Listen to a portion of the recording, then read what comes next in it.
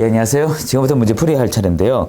여러분이 가지고 있는 문제의 경우는 시중의 문제집하고 똑같습니다. 저 역시 시중의 문제집을 작성하니까요. 한데 몇 가지 특징을 좀 말씀을 드려야 될 것 같습니다. 일단 여러분 이 문제집 풀기 전에 할 게 있어요. 이 바로 문제집 보시면 안 됩니다. 안 돼요.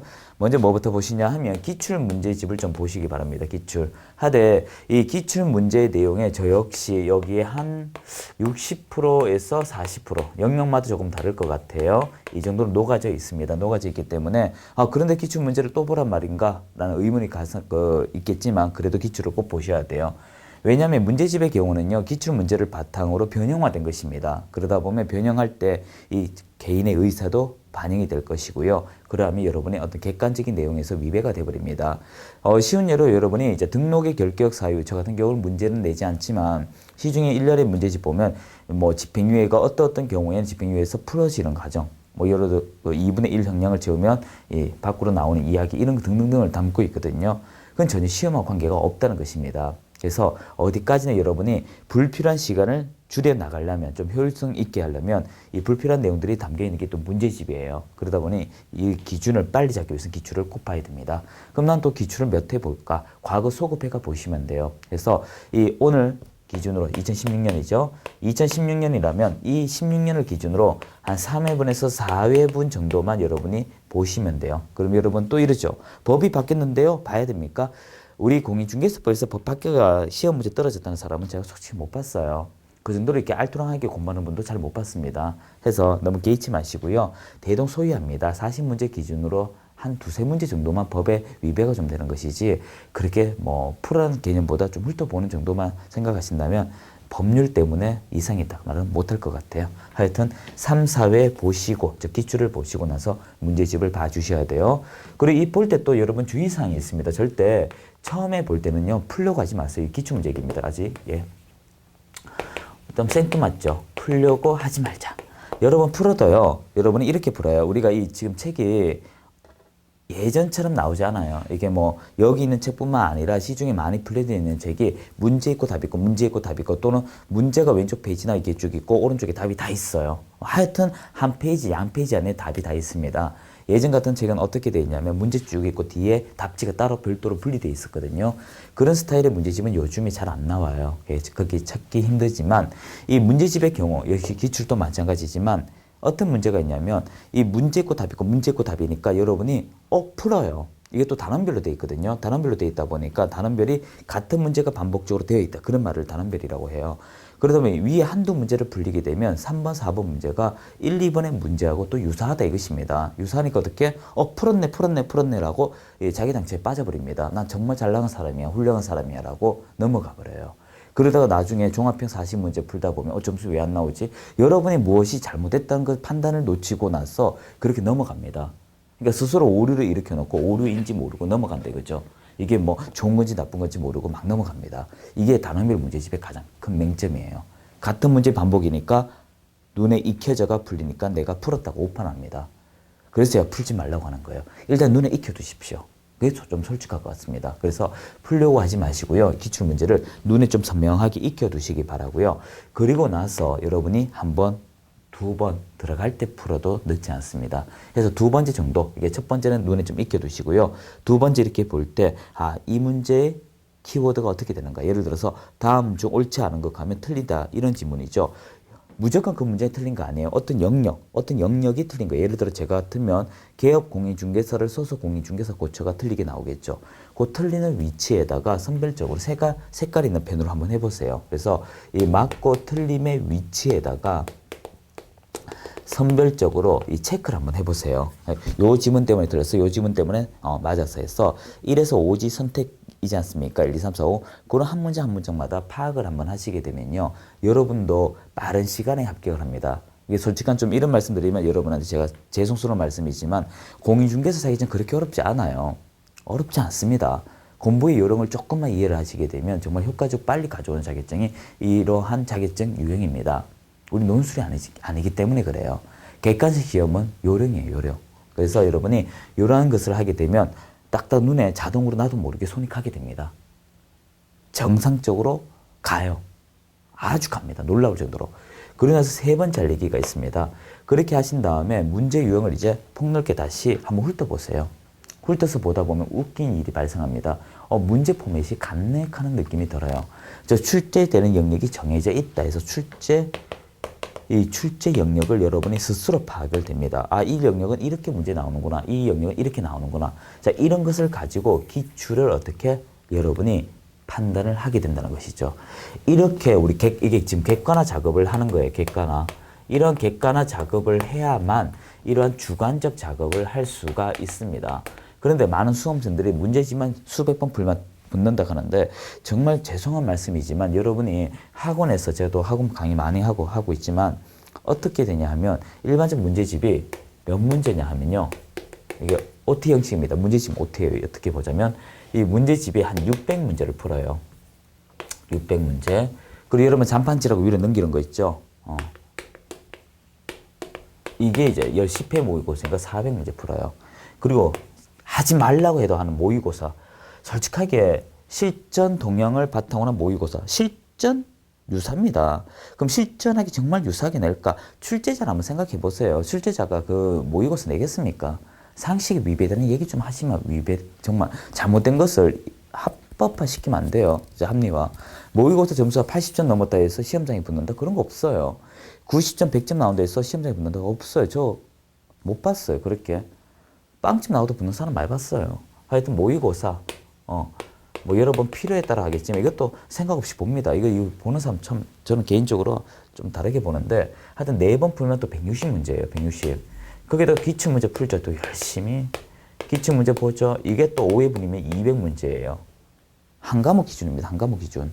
그러고 나서 여러분이 또 아침마다 강사들이 문제 줍니다. 10문제씩 그것도 한 200, 강사라고 할까요? 그 강사들이 한 주에 40문제, 두 달이면 80문제, 이것만 4달이면, 어떻게 되나요?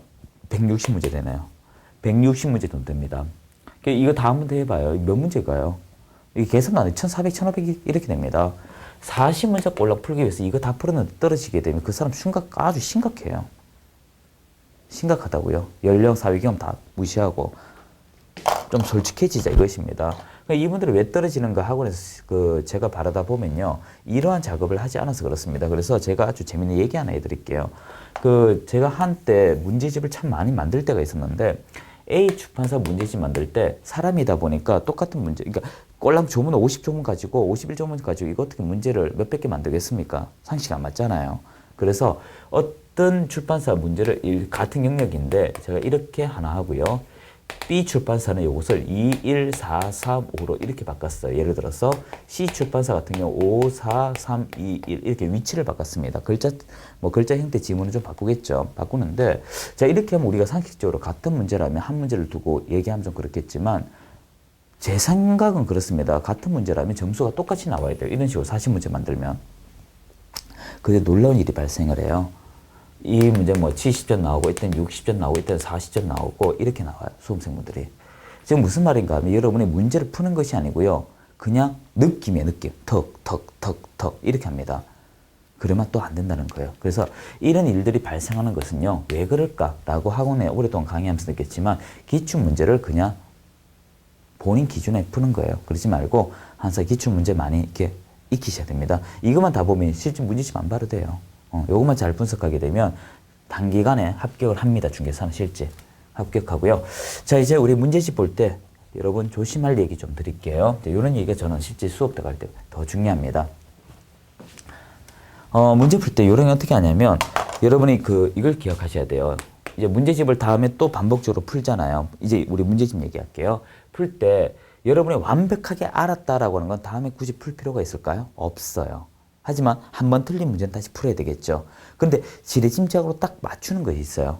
이것도 틀린 거에 넣어주시기 바랍니다. 그래서 여러분이 판단하셔가지고 이건 난 좀 솔직해지자. 공부는 좀 솔직해지면 좋습니다. 그래서 이 틀린 문제 같은 경우는 반복을 하는데 여기서 이제 주의할 것이 다음에 또 풀어도 또 틀린 게 있어요. 그건 여러분이 하기가 어렵다가 아니고 보류를 하십시오. 포기를 한 게 아닙니다. 9월, 10월 달쯤에 다시 한번 해도 그때 안 되면 놓쳐도 관계는 없다 이거죠. 자, 그럼 10문제 중에 3문제 알았다. 7문제 몰랐다. 근데 한 번 더 하니까 그 7문제 중에 3문제도 알았다. 그럼 4문제 남겠네요.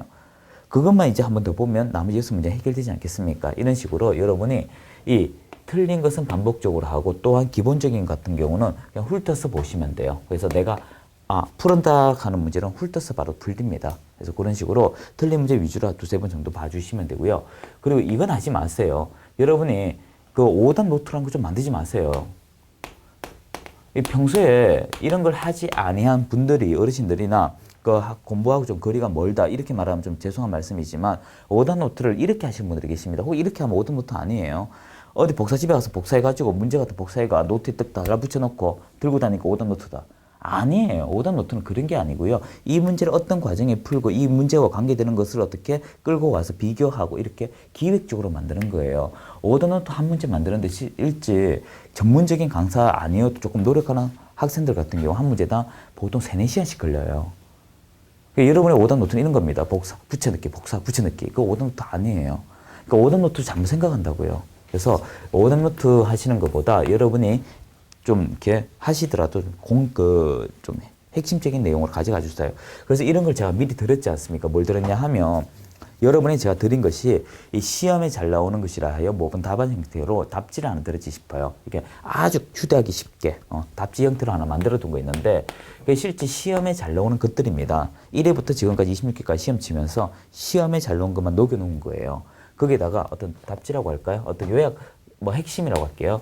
제가 드린 그 자료에다가 여러분이 그 지문들을 어떻게 알파로 붙여 놓으세요. 포스트잇이나 복사에 붙여 놓으세요. 그럼 더 이상 어떻게 안 봐도 되겠죠. 그러니까 이해되셨죠? 자, 이런 거 꼭 기억을 하시기 바랍니다.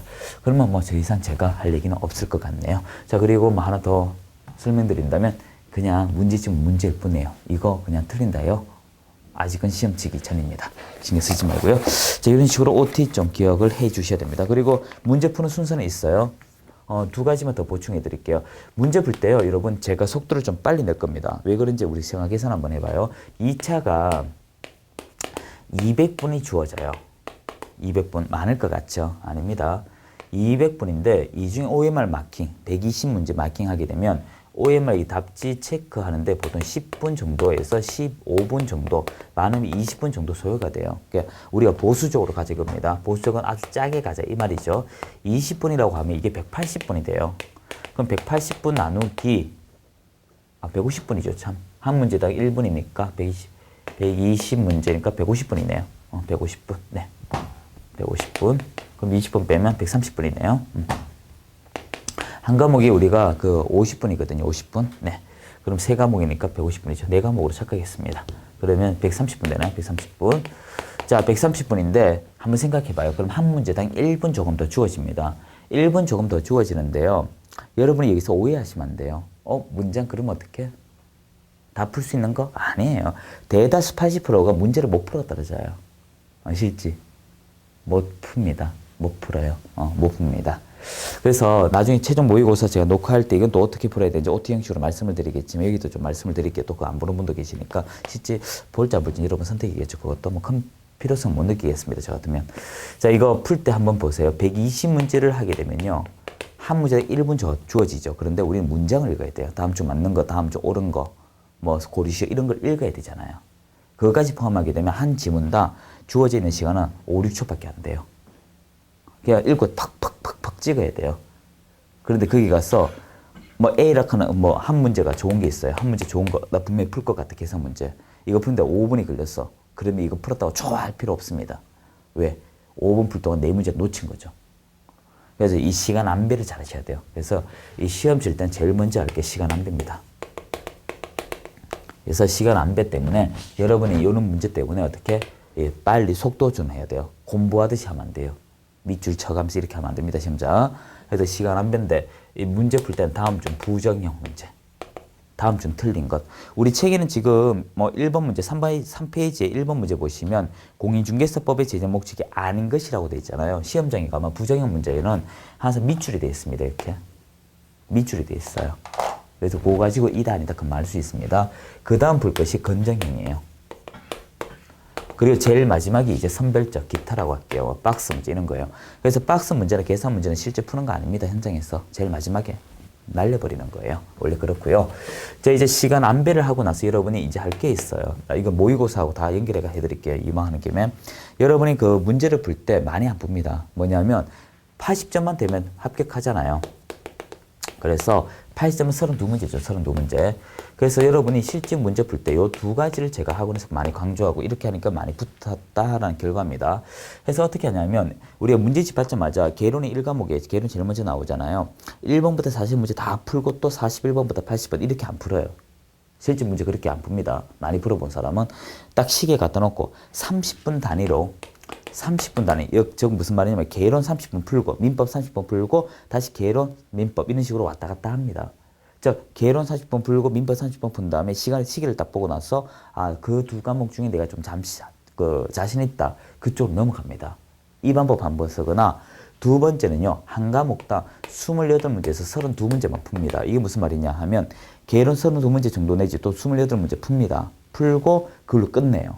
어차피 28이면 70점 되거든요. 그리고 나서 12문제 그냥 포기한다 생각으로 민법으로 넘어갑니다. 또 28문제 풀어요.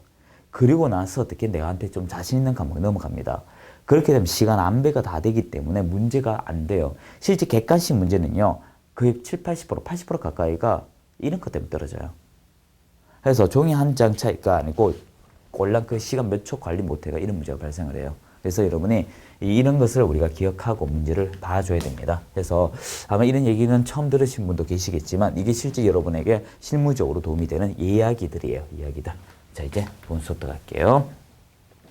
자, 3페이지 보면 용어의 정의 나오면서 제적 목적 나오네요. 제적 목적 아닌 것인데 이거는 그 밑에 답지를 보면서 보충을 하시면 되는데요. 이건 100% 외우셔야 됩니다. 시험 치기 전까지 이거는 여러분의 옳다 그르다가 아니고 암기입니다. 자, 그런데 여기서 한 번 더 강조 드릴게요. 제가 암기라고 하는 것은요. 평소에 안 외우셔도 돼요. 10월달쯤 되면 하다 보면 익혀집니다. 그러다가 안 되면 어떻게 그때 외우시면 되지 않습니까? 그래서 아래 문제 해설을 먼저 보세요. 공인중개사의 목적은 이제 밑줄 좀 할게요. 이 법은 공인중개사법이죠. 그러면서 공인중개사의 하는 것을 개업 공인중개사로 잘 고치고요. 그래서 공인중개사입니다. 그리고 업무 등입니다. 업무라고 하면 안 돼요. 이걸 업자, 업 이렇게 나오면 안 돼요. 절대 목적은요. 바꾸면 안 됩니다. 그래서 공인중개사 업무 등에 관한 사항을 정하여 그 전문성 제고 이게 첫 번째죠. 그리고 부동중개업을 건전하게 육성하여 그래서 중개업이지 거래업이라고 하면 안 돼요. 그래서 중개업을 건전하게 육성하여 이게 두 번째죠. 그러고 나서 국민경제 이바지가 최종 목적이죠. 그래서 정리하자면 다음 중 최종 목적이 무엇입니까? 라고 하면 국민경제. 이걸 하기 위해 도움이 두 가지가 필요하다. 그 첫 번째가 밑에 있는 것처럼 공인중개사 업무 등에 대한 전문성이고 그 두 번째가 부동산 중개질서, 중개업이죠. 부동산 중개업의 거래질서. 중개업의 건전한 육성이죠. 중개업의 건전한 육성, 요 두 가지가 도구입니다. 그래서 키워드는 세 가지예요. 공인중개사의 업무 하나, 부동산 중개업 둘, 그리고 세 번째 국민경제. 요 세 가지만 알면 1번 문제 충분히 풀 수가 있고요. 여기서 제가 국민경제를 좀 이야기하고자 합니다. 다른 거는 뭐 그냥 쭉 외우는 거예요. 그런 거 가지고 뭐 밑줄하고 하지 마세요. 아주 기초적인 거니까. 암기하여 틀린 것은요. 암기하면 돼요. 그거 가지고 여러분 실력을 자각하지 마세요. 제가 뭐 이해고 뭐가 없습니다. 그냥 뭐 장난이죠. 이 국민경제는요. 약자보호 개념이에요. 약자보호. 약자보호. 약자보호라고 하는 건 이 두 가지만큼 꼭 기억을 하셔야 돼요. 우리가 의뢰인이 있습니다. 의뢰인 그리고 개공이 있어요. 다투게 되면 누구 편에 들어라? 약자. 의뢰인 편을 들어주세요. 이게 약자입니다. 의뢰인을 우리가 판례에서는 이렇게 말합니다. 객관적 입장 이렇게 말해요. 그리고 개공을 주관적 입장이라고 합니다. 그래서 절대적으로 여러분은 앞으로 이 사람 편 들면 안 된다 하는 거 꼭 기억을 하셔야 되고요. 그리고 나서 하나가 더 있죠. 의뢰인도 의뢰인 나름이지 않습니까? 매도인이 있고 매수인이 있습니다. 그럼 약자는 누구이다? 매수인. 요거는 확인 설명 의무와 비밀 준수의 충돌 문제 때문에 그렇거든요. 이 매도인이 자신의 주택을 판매할 때 비밀을 지켜달라고 하더라도 그 위반하면 1년에 1천이지 않습니까? 하지만 매수인은 확인 설명 의무를 해줘야 될 우리의 의무가 있다 이것입니다. 그러면 고객은 알 권리가 있겠죠. 즉 고객의 알 권리와 개인의 어떤 정보 충돌이 난다면 누구 편을 들어라? 매수인. 이건 참고로 기억하세요. 그래서 요게 더 중요하다. 이렇게 보시면 됩니다. 그래서 1번 문제는 그대로 외우시되 함정은 세 군데다. 공인중개사 업무 등 그리고 부동산 중개질서, 국민경제 중심으로 풀어봐 주시면 되고 자 2번도 틀린 것입니다. 1번 부동산 중개업 및 부동산 거래 질서에 관한 기본법 및 일반법이다 라고 하죠. 자, 1번에 중개란 글자 동그라미 하고요. 중개란 키워드가 오면 어떤 일이 있더라도 이 법을 제일 먼저 씁니다. 무조건 써요. 무조건이라고 적어두세요. 중개란 글자 있으면 무조건 쓴다. 기본법, 일반법이라고 한다. 2번 공인중개사법의 경우 다른 법률에 대해서는 특별하다, 우선적이다 라고 하시면 되죠. 하대 3번 보시면 개공의 중개행위는 상행위 범주에 해당. 자, 여러분 여기서 주의하셔야 돼요. 제 과목에는 상행위란 말 자체가 없습니다. 상사중개란 말도 없습니다. 그래서 상행위 또는 상사중개 말 나오면 일단 틀렸어요. 근데 그 뒤에 보면 3법의 전체 적용이 이렇게 있는데 이 부분도 틀린 말이죠. 여러분 시험 문제 중에 3법에 총칙 일부란 말이 있어요. 총칙 일부. 이 3법의 총칙 일부가 적용된다가 뭐냐 하면 상인 보수 청구권이에요. 이게 뭐예요? 이 상인 보수 청구권 같은 경우는 보수 계약에 관해서 합의가 하지 않더라도 중개 완성이 되면 받을 수 있다 이거죠. 이때 여러분이 주의할 말은 과거 시험에서 이 3법 총칙에 적용을 받는다 또는 3법 총칙의 전면에 적용을 받는다 이렇게 오답이 나왔는데 일부가 적용이 되고 실제 보수 문제에서 상인 보수 청구권 한 군데만 나온다. 그래서 상행위, 상사 행위 이런 나오면 틀린 말이다. 자, 4번 공인중개사법에 적용될 각종 서식 밑줄하고 시행규칙 4번도 중요한 말이죠. 여러분 주의할 것이 이것입니다. 요거는 좀 별도 마크로 좀 할게요. 자, 무엇이냐 하면 우리가 법률, 시행령, 시행규칙으로 나누어져 있지 않습니까? 이때 여러분이 주의할 것이 시행규칙입니다. 이 시행규칙에는 어떤 것들이 들어가는지 꼭 기억을 하셔야 돼요. 이런 메모 같은 경우 여러분이 아주 작은 종이를 이용하는 게 좋습니다. 일단 기본적으로 각종 서식입니다. 종이로 된 것들. 자, 어떤 것이 있을까요? 여러분 우리가 일반 중개계약서, 종속중개계약서, 거래계약서 이런 식으로 여러분 종이로 된 것들이죠. 각종의 양식들입니다. 어떤 계약서 이런 양식들이고요. 그리고 여러분 무슨 서로 끝났잖아요. 그리고 자격증, 등록증, 증으로 끝나는 것 전부 다 종이로 된 건 시행규칙에 있다. 그리고 두 번째 할 얘기는 여러분이 절차 중에 글자 긴 거 있습니다. 어떤 거냐면 부동산 거래 정보 사업자의 지정 절차. 그래서 거래 정보망이라고 줄여서 볼게요. 이 거래 정보망 절차에 관해서는 우리가 시행 규칙이 있고 이 부동산 거래 정보망 절차를 제외한 나머지는 시행령에 있습니다. 요걸 뺀 나머지는 어디 있다고요? 이것 외에는 령에 있습니다. 령. 예. 기억을 하셔야 돼요. 자, 그렇게 보시고요. 그리고 이제 세 번째 할 얘기는 시행규칙에서 여러분 보수 얘기 일부 있는데 그건 배제해도 될 것 같습니다. 그래서 이 정도는 기억을 하셔야 돼요. 이제 다섯 번째 참고로 보시면 되겠죠. 그래서 우리 상행위, 상사중개 나오면 틀린 말이다. 특히 1번에 중개 나오면 무조건 기본법이다. 그리고 4번. 그래서 1번, 3번, 4번 지문 꼭 가져가 주셔야 되고요. 자, 3번 문제 역시 바르지 못한 거 틀린 것이죠. 지금 제가 어떻게 푸는지 잘 봐야 돼요. 저는 가능한 다 풀어드립니다.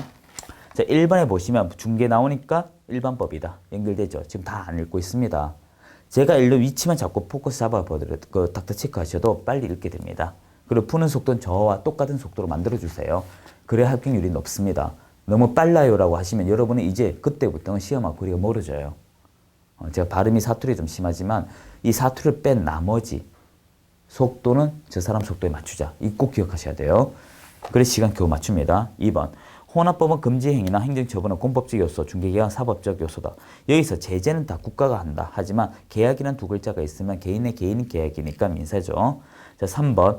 타법이죠. 민법과 3법은 특별법적 지위 또는 우선법적 지위, 그리고 민법과 3법보다 우선된다. 같은 말이고.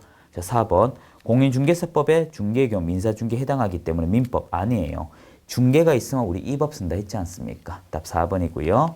5번 그대로 보시면 되죠. 그래서 3번 문제는 참고로 다 풀면 되네요. 자, 이제 4번 문제 틀린 것입니다. 1번.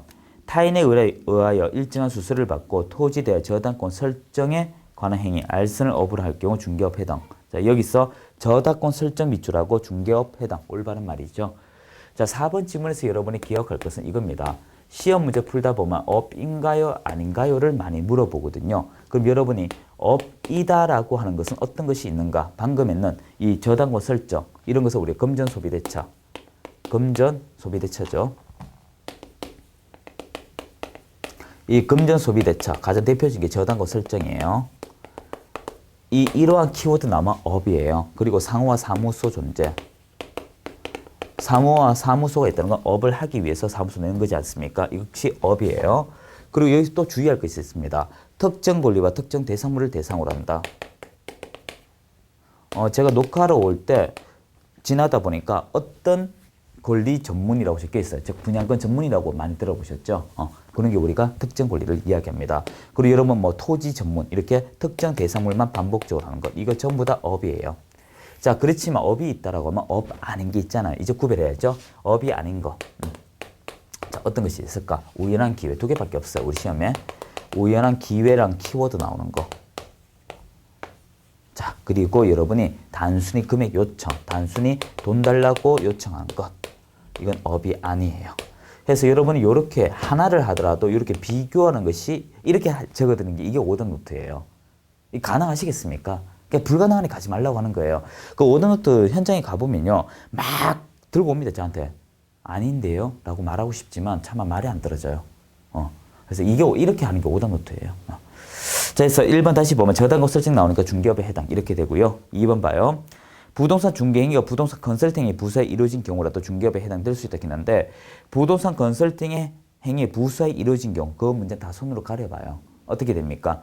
부동산 중개행위는 중개업이다. 올바른 말이죠. 그래서 뭐뭐한 경우란 키워드가 나오면 그건 다 조건값이기 때문에 손으로 가리게 되면 이다 아니다 알 수 있습니다. 보는 요령이 있어야 돼요. 자꾸 풀려가지 마세요. 3번 중개행위는 법률행위 연결하세요. 자 요거부터 정리합시다. 3번 4번 문제인가요? 4번이 연속이에요. 자, 3번 질문. 여러분, 중개가 있습니다. 그리고 또 주의할 것이 중개 대상이죠. 중개 대상, 중개행위. 뭐, 같은 말이고. 자, 중개 대상. 자, 봅시다. 자, 일단, 여러분, 여기서 주의할 것이 이 중개행위는 거래 당사자 간의 법률에게 용이하게 성립할 수 있도록 조력하는 사실행위라고 되어 있잖아요. 이거 잘 들어야 돼요. 중개행위는 이렇습니다. 중개행위는 사실행위. 지금 3번 문장을 제가 좀 연결 좀 잘못했네요. 3번 제가 새로 대드릴게요. 사실, 독자, 보호죠. 자, 여기서 제가 문장을 잘못 읽었어요. 중개행위는 끝에 사실행위다. 이게 올바른 문장입니다. 근데 제가 어떻게 읽었냐면 중개행위는 법률행위이다 하면 틀린 문장이에요. 그래서 이 3번 올바른 지문입니다. 꼭 기억하셔야 돼요. 중개 대상이 법률행위입니다. 책 바르게 됐어요. 자, 그래서 여러분 꼭 기억하셔야 됩니다. 요거 비교하려고 하는 거예요. 중개 또는 중개행위 나오면 무엇이다? 사실행위. 되었죠? 중개의 대상 나오면 무엇이다? 법률행위. 그래서 요거 잘 구별을 하셔야 돼요. 그래서 3번 문장에서 중개행위는 법률행위이다 하면 틀린 말이고 지금처럼 중개행위는 사실행위이다 하면 올바른 말이에요. 이제 구별되시죠? 그래서 3번 문장 좋고요. 자, 4번 문장 그대로 나왔네요. 4번 중개행위 미추라고 두 번째 줄 끝에 개공의 주관적에서 틀린 말이죠. 우리 1번 풀 때 했잖아요. 그리고 5번 중개행위는 개공의 거래 상방 당사자 의뢰를 받아 중개행위 하는 경우뿐만 아니라 일방 의뢰도 포함. 맞습니다. 중개행위는요. 참고로 일방이 와도 되고요. 일방이 와도 되고 또는 대리인이 와도 관계없습니다. 본인에게 효과 귀속하기 때문에. 그래서 누가 와도 관계없다. 그래서 4번 문장 어느 하나 버리지 말고 다 가져가셔야 돼요. 그래서 1번부터 5번까지 어느 하나 빠짐없이 다 중요합니다.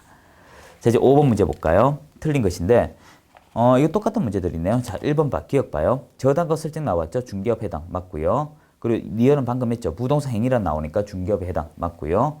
그리고 D가 중개행위란 글자 나오니까 사실행위. 맞고요. 한번 복습하기 좋네요.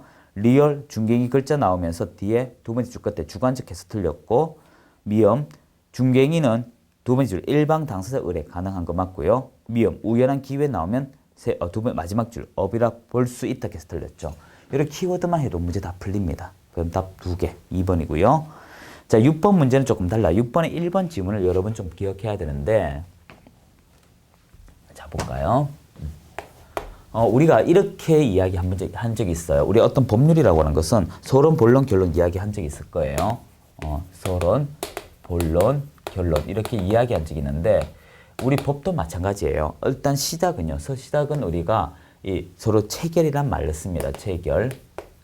그리고 진행하는 것을 우리가 이행이라고 하고요. 그리고 완료된 것을 완성 또는 완료라고 방금 이렇게 표현합니다.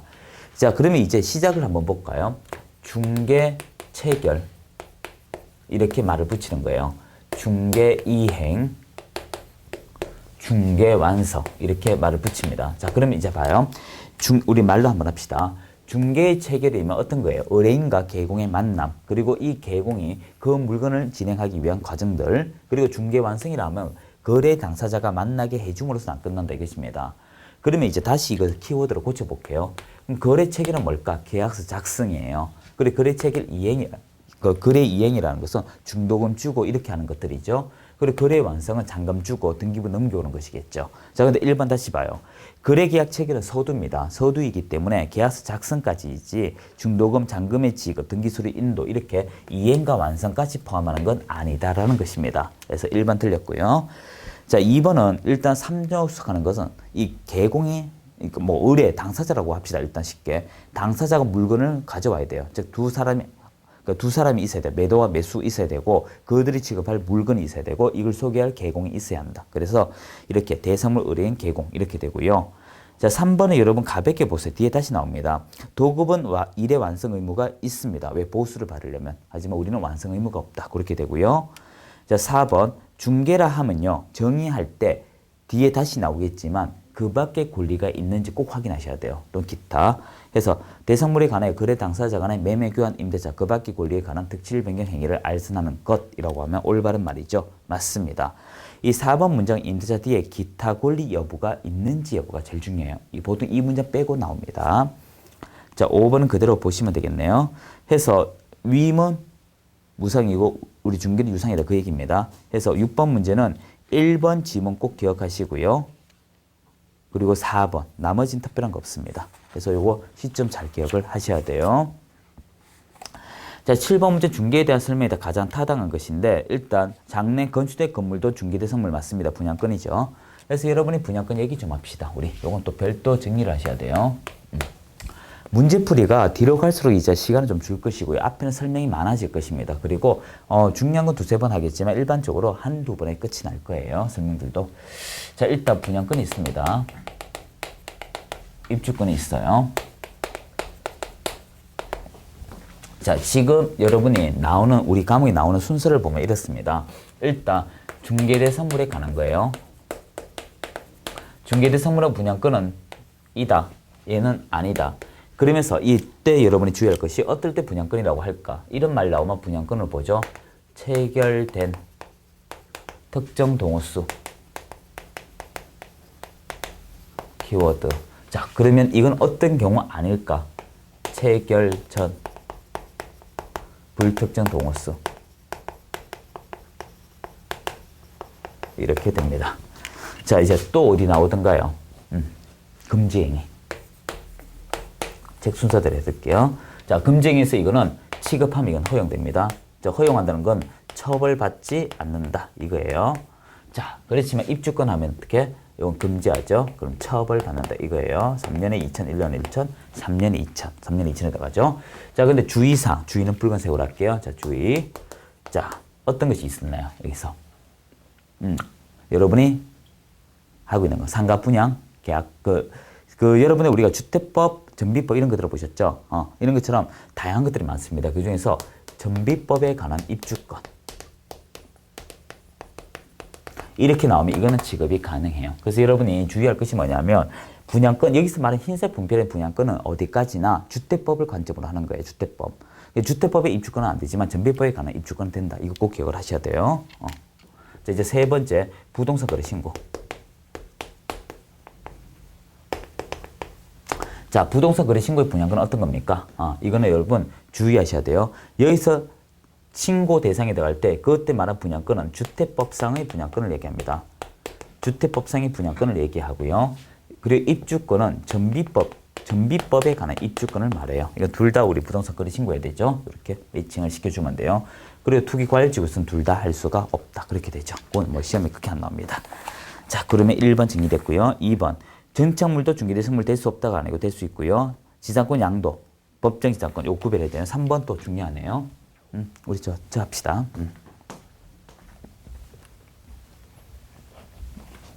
그 밑에 해설 같은 거 그렇게 보지 마세요. 뭐 제가 만들었지만 큰 도움 뭐 되는지 안 될지 여러분 선택입니다. 자, 7번 3번인가요? 자, 여러분 우리가 이런 말 조심하셔야 돼요. 일단 만들 때 그리고 만들고 나서 넘길 때 이런 것입니다. 우리가 그 법정 지사건과 지사건만 좀 구별합시다.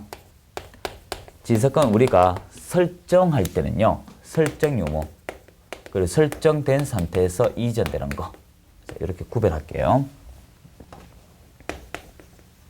자, 설정은 개입할 수 있어요. 개공이. 그리고 설정 상태에서 이전도 가능합니다. 하지만 법정 뭐라고 하는 것은 법에서 조금만 충족이 되면 만들어지는 것들이거든요. 이건 설정은 못해요. 하지만 된 상태에서 이전은 됩니다. 이런 것도 구별을 하셔야 돼요. 그래서 법정 지상은 양도는 가능해요. 근데 안 된다 해서 틀렸고 4번 타인이 건설한 아파트 분양하는 행위는 분양이잖아. 분양업에 들어가죠. 중개는 소개잖아.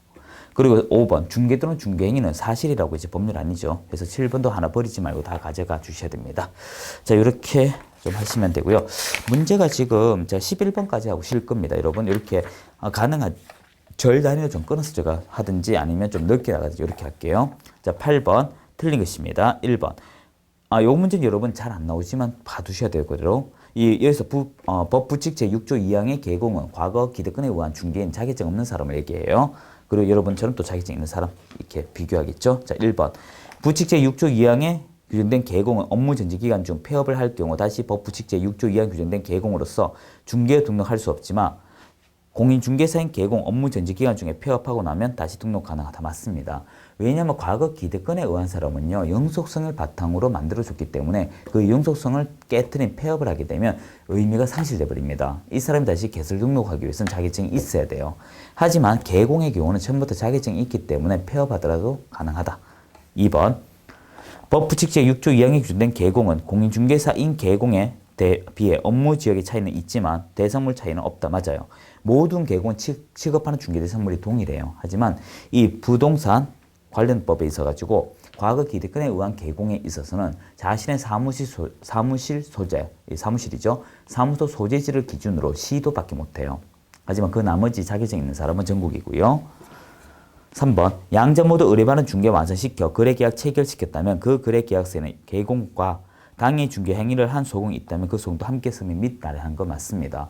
여기서 여러분이 기억할 것은 서명 및 날인이 나오는 것이 확인설명서와 거래계약서 그렇고요. 서명 또는 날인은 부동산 거래신고와 그리고 일반 중개, 정소중개, 즉 중개계약서가 그렇습니다.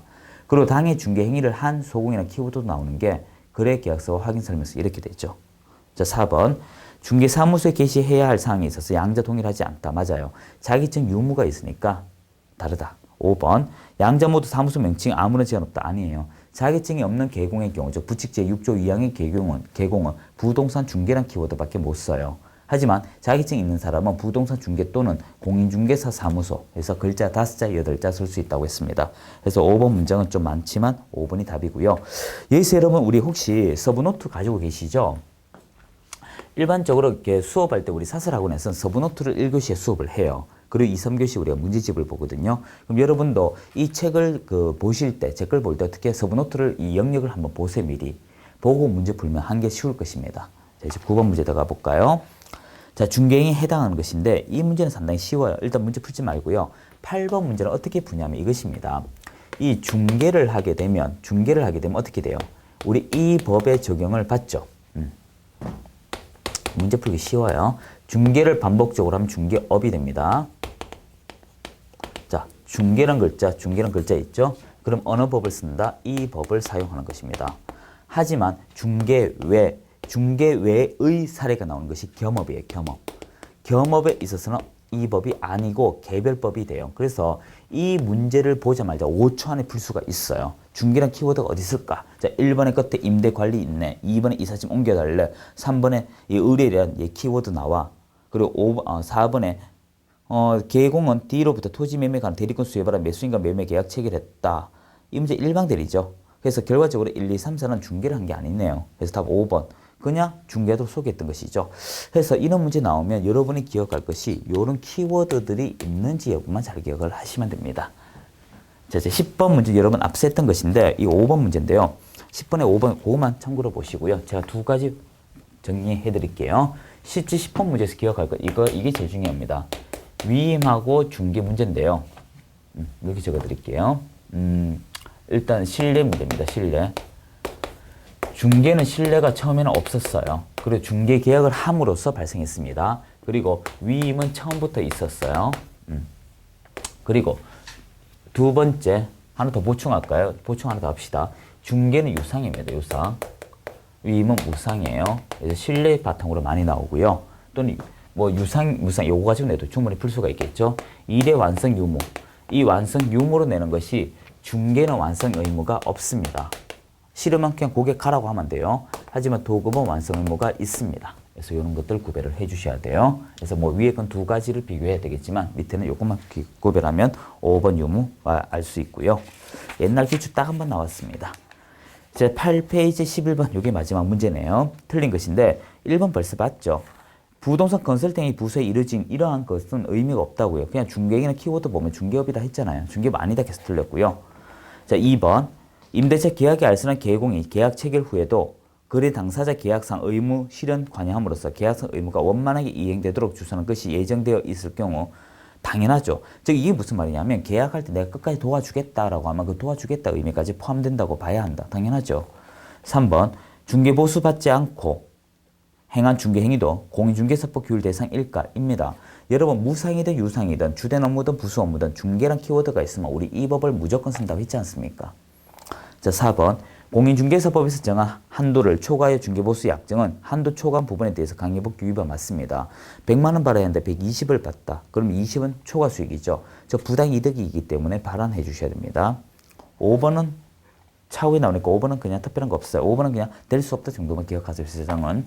그래서 여기서 여러분이 기억할 것은 1번, 3번, 4번만 기억하시면 되겠네요. 자, 이렇게 여러분 자꾸 적응해 가면서 프리프리 하도록 하겠습니다. 자, 2절은 조금 더 찾아뵙도록 하죠. 수고하셨습니다.